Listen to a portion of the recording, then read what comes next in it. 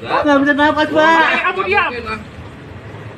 Viral, video Babinsa tangkap TNI Gadungan yang minta uang di hajatan.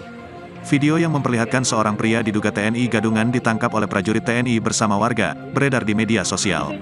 Dalam video yang diunggah akun ini, TNI Gadungan tersebut ditangkap di dekat Gang Duku 1 dekat SPBU Jatiasih, Bekasi. TNI Gadungan tersebut ditangkap pada Minggu, tanggal 2 April tahun 2023, setelah warga merasa resah dengan ulahnya yang sering memeras. Lantas, bagaimana tanggapan Kodam Jaya? Kapendam Jaya Kolonel CPM Dwi Indra Wirawan membenarkan bahwa telah terjadi penangkapan TNI Gadungan di Bekasi. Serda Ayupti Babinsa Koramil Jatiluhur Kodim 0507, Bekasi yang menangkap TNI Gadungan, kata Indra, Senin, tanggal 3 April tahun 2023. Ia menjelaskan, TNI Gadungan ditangkap ketika Serda Ayupti perjalanan menuju kantor untuk melaksanakan apel siaga di Kodim 0507, Bekasi.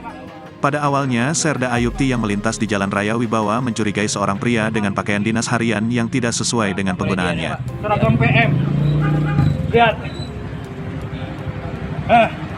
Ya, Pak. Motornya di toko beras ya? Kan masih yang nabrak.